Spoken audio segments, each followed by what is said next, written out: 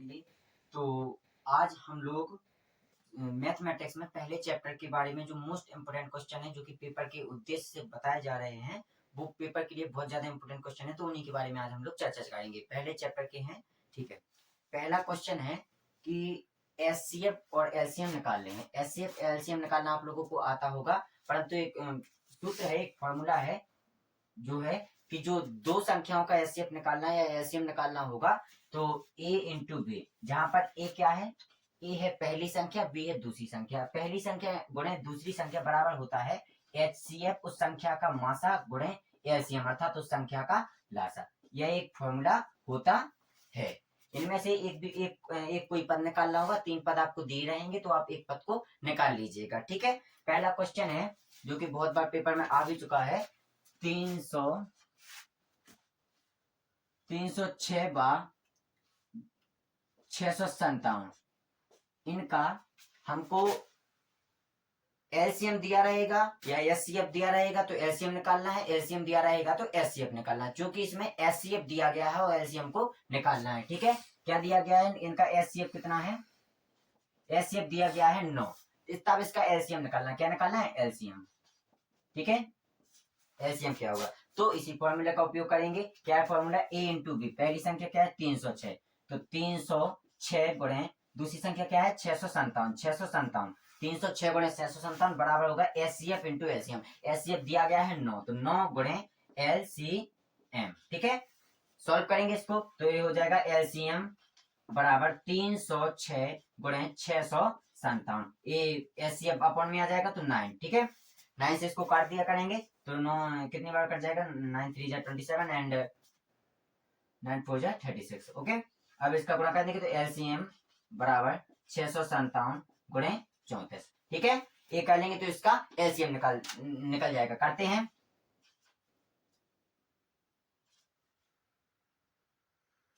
ठीक है।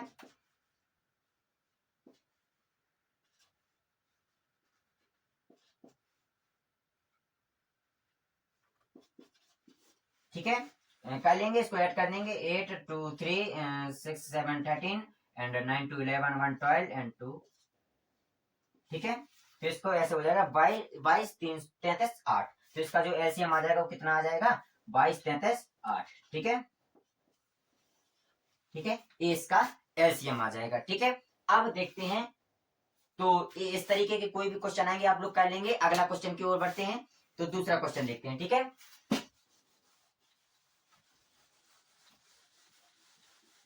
दूसरा क्वेश्चन है जो कि है कि अब इसमें एम के पदों में एक क्वेश्चन है 18/117, 18/117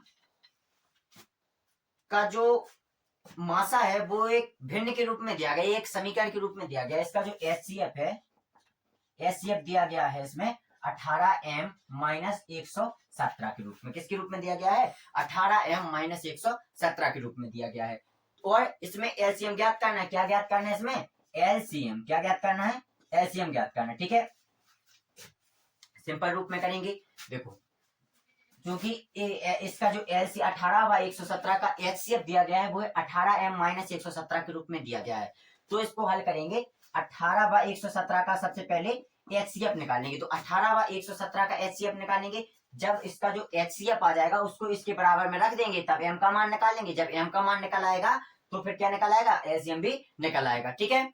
चलिए करते हैं, तो इसका एचसीएफ क्या आ जाएगा, 18 को डिवाइड 2 3 3, ठीक है। 107 को करेंगे तो सबसे पहले इसको करेंगे किससे, 3 से करेंगे,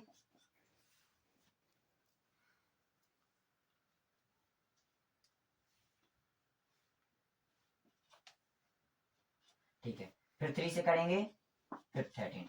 तो देखो इसमें जो इसका एचसीएफ आएगा वो आएगा 9, क्यों, क्योंकि देखो इसके पेयर बन रहे हैं, 3 के पेयर बन रहे हैं, तो एचसीएफ आएगा वो कितना आएगा, 3 इंटू 3 इज इक्वल टू कितना आएगा 9। इसका एचसीएफ कितना आ गया, 9 आ गया। जब एचसीएफ 9 आ गया तो इसके समीकरण के बराबर में रख देंगे 18m बराबर 18m माइनस 117 बराबर कितना रख देंगे, एचसीएफ जो कि 9 आया है, तो 9 रख देंगे। तो 18m बराबर क्या आ जाएगा, 9 प्लस 107, तो 18m बराबर क्या आ जाएगा, यहाँ पर 126 आ जाएगा। कितना आ जाएगा, 126 आ जाएगा। ठीक है, अब m बराबर क्या आ जाएगा, 126/18। 126/18 कितना आ जाएगा, 126/18। अब 18 का भाग 126 में दे दिएंगे, 18 का भाग 126 में दे देंगे, देते हैं। तो देखो ए इसका m का मान निकल के आ गया। आप इसको काट भी सकते हैं आप, 7 बार में चला जाएगा। कितनी बार में चला जाएगा, 7 बार में चला जाएगा। इतना समझ में आ गया आप लोगों को, ठीक है। तो m का मान कितना आ गया, m का मान आ गया 7। कितना आ गया m का मान, 7। ठीक है, m का मान 7 आ गया, एचसीएफ 9 आ गया है। अब अपन को एलसीएम निकालना है। तो एलसीएम निकालने के लिए कुछ नहीं करेंगे, एक वही फॉर्मूला लगा देंगे, a इंटू बी बराबर क्या होता है, एचसीएफ इंटू एलसीएम। क्या होता है, एचसीएफ इंटू एलसीएम। सॉल्व करेंगे इसको। a बराबर कितना दिया गया 18, b बराबर कितना दिया है 117। a बराबर 18 दिया है, b बराबर 117 दिया है, और एचसीएफ कितना निकाल लिया 9। तो 9 गुणे एलसीएम अपन को ज्ञात करना है। ठीक है, एलसीएम को ज्ञात करना है। 9 अपॉन में आएगा तो एलसीएम बराबर क्या आ जाएगा, एलसीएम बराबर आ जाएगा 18 गुणे 117/9 आ जाएगा। 9 2 जा 18। तो एलसीएम का मान कितना आ जाएगा, एलसीएम बराबर कितना आ जाएगा 234। क्या आ जाएगा, 234 आ जाएगा ना। ठीक है, इस तरीके से इसको सॉल्व करेंगे। तो जो पहला बता दिया हमने, दूसरा बता दिया, इसके आधार पे यही दोनों क्वेश्चन आएंगे। अब अगले क्वेश्चन की ओर चलते हैं। अगले क्वेश्चन क्या है, जो कि बहुत ज्यादा इंपोर्टेंट है और कई बार आया है। एक सेकंड, उसके पहले एक और क्वेश्चन बता देते हैं, इसके बाद बुझ ले चलेंगे। ठीक है, सिद्ध करने वाले जो क्वेश्चन होते हैं, एक क्वेश्चन की बाद उनको बताएंगे। ठीक है, बता दें इसको। देखिए, अब है एक क्वेश्चन आ जाता है जो कि एनसीईआरटी में भी है, कि सिद्ध कीजिए कि कोई भी एक संख्या दे देंगे, उसकी घात कर देंगे और बोलेंगे कि इसको सिद्ध कीजिए कि 0 पर समाप्त होती है। तो उसके लिए सबसे पहले एक अंकगणित की आधारभूत प्रमेय बता दें हम आपको। अंकगणित की आधारभूत प्रमेय कहती है कि यदि किसी भी संख्या को 0 पर समाप्त होना है तो संख्या के गुणनखंडों में 2 तथा 5 शामिल होने चाहिए। अगर किसी भी संख्या को 0 पर समाप्त होना है, किसी भी संख्या को कहां समाप्त होना है, 0 पर समाप्त होना है, तब उस संख्या में 2 तथा 5 ये गुणनखंड के रूप में अवश्य होने चाहिए। जैसे कोई भी संख्या है, एक संख्या, तो उसकी संख्या में, उस संख्या के गुणनखंड में 2 तथा 5 होने चाहिए, तभी वह 0 पर समाप्त होगी।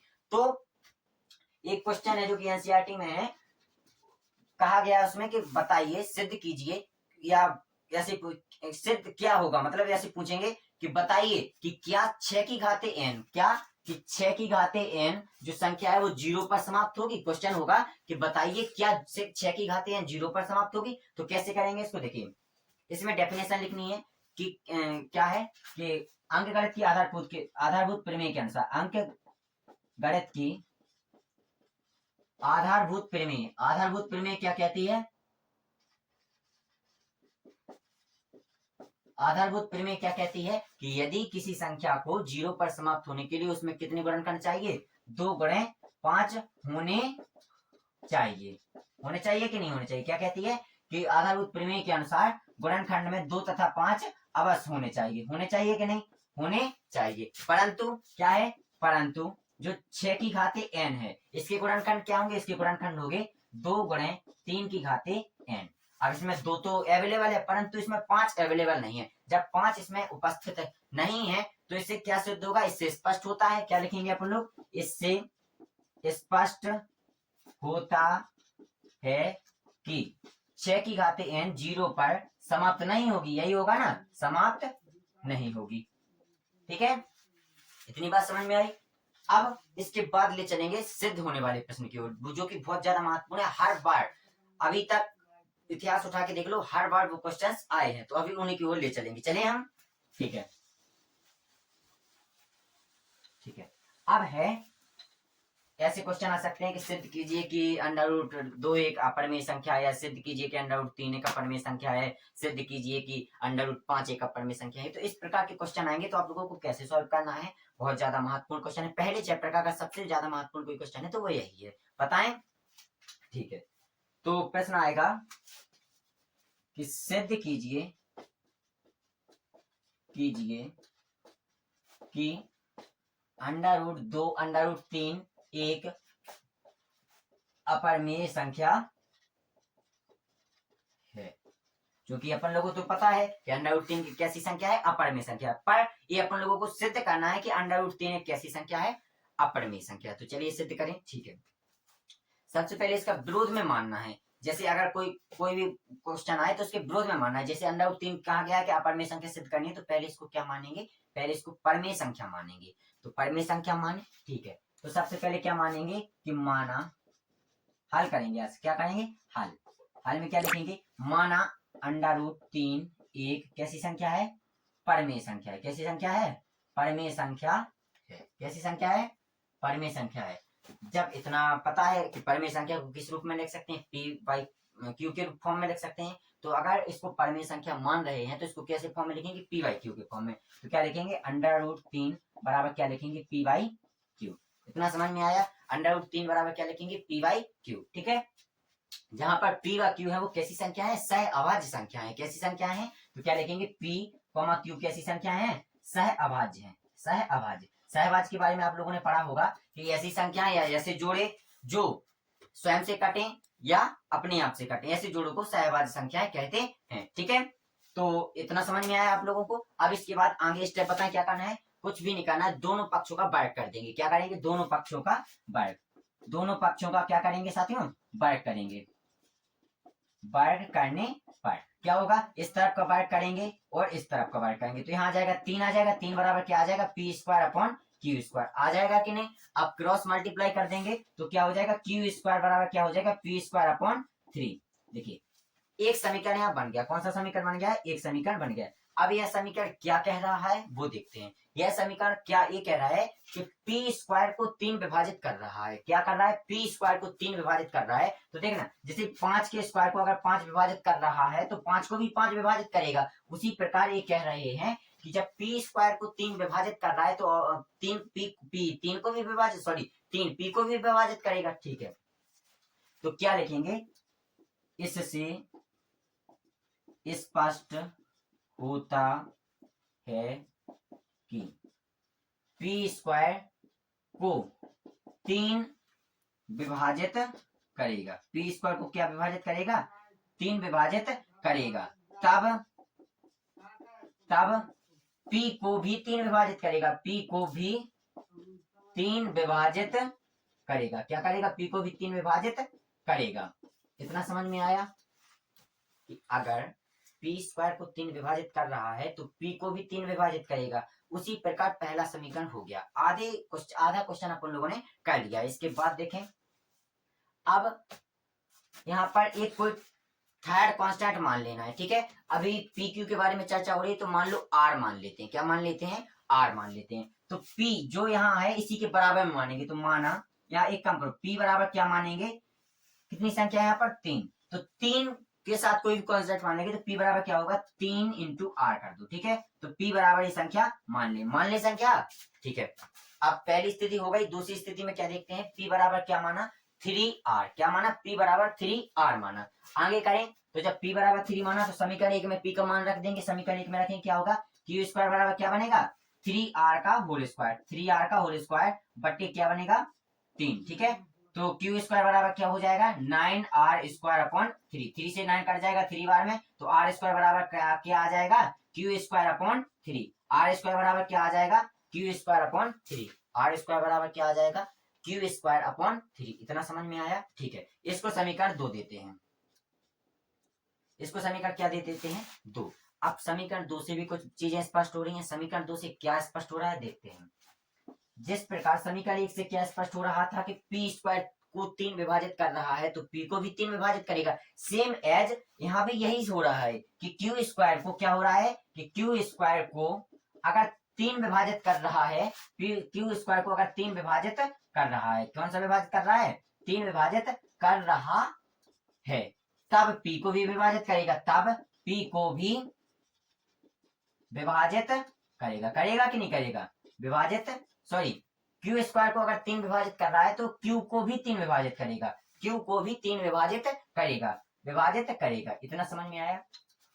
ठीक है, तो पहली स्थिति में देखा कि पी स्क्वायर को 3 विभाजित कर रहा है तो पी को भी 3 विभाजित करेगा। दूसरी स्थिति में क्या देखा कि क्यू स्क्वायर को अगर 3 विभाजित कर रहा है तो क्यू को भी 3 विभाजित करेगा। दोनों स्थितियों से हमें एक बात समझ में आ रही है कि पी और क्यू दोनों के जो उभयनिष्ठ गुणनखंड है वो 3 है कि नहीं? क्यों? क्योंकि 3 पी को भी काट रहा है और क्यू को भी काट रहा है। इस वजह से देखेंगे तो यहाँ क्या हो जाएगा कि पी कॉमा इससे स्पष्ट होता है, तब अतः लिख के कर सकते हैं, अतः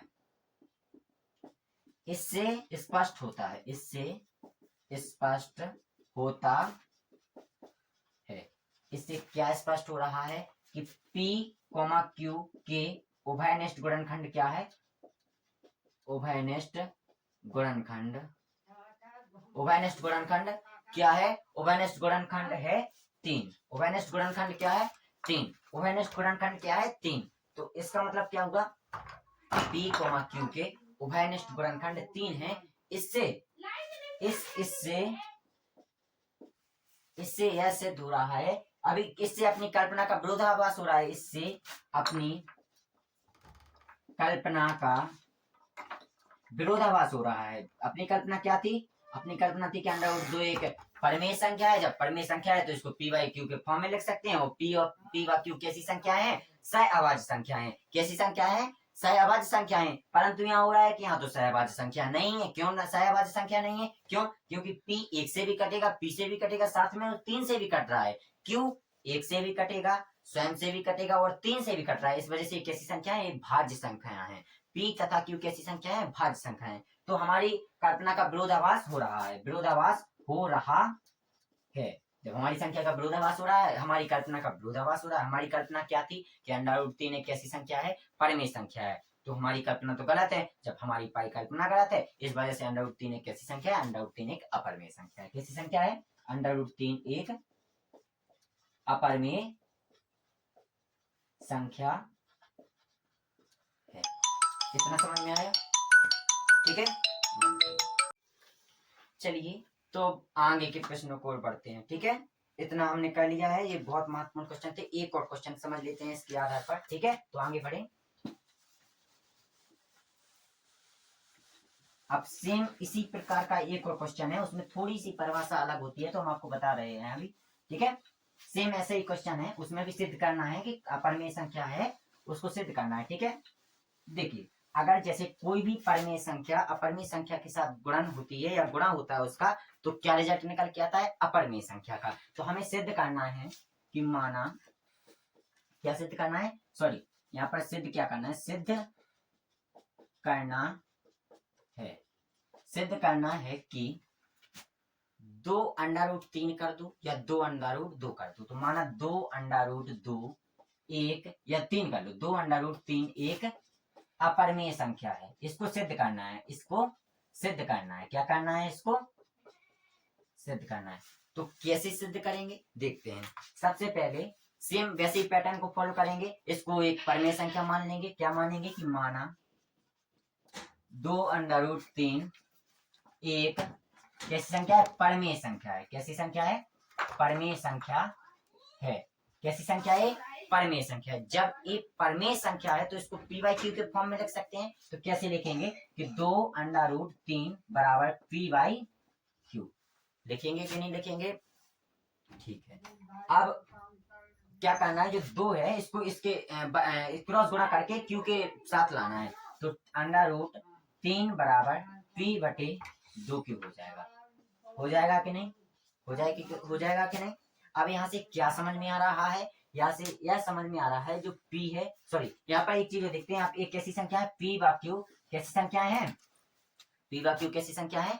यह सहअभाज्य संख्याएं, सहअभाज्य संख्याएं, अभाज्य संख्याएं हैं। ठीक है, यहाँ पर देखते हैं। तब देखो यहाँ से ऐसे दो रहा है कि देखो यहाँ से 3 चीजें निकालें। P Q व 2, P Q व 2, तो क्या लिखेंगे? P, Q, 2। ये कैसी संख्याएं हैं? एक कैसी संख्या है? परिमेय संख्या है। कैसी संख्या है? परिमेय संख्या है। कैसी संख्या है? परिमेय संख्याएं हैं।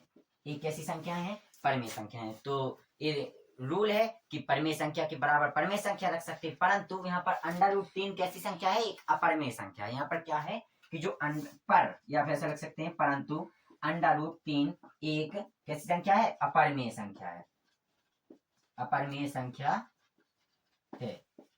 ठीक है, तो यहाँ तो परिमेय संख्या के बराबर परिमेय संख्या नहीं है, क्योंकि परिमेय संख्या के बराबर कौन सी संख्या है? अपरिमेय संख्या है। इस वजह से ये हमारी परिकल्पना गलत हो रही है। क्यों गलत हो रही है? क्योंकि हमारी परिकल्पना यह है कि p/q ये परिमेय संख्या है, तो इसके बराबर भी परिमेय संख्या होगी, परंतु परिमेय संख्या नहीं है। इस वजह से या ऐसे लिख सकते हैं, अतः हमारी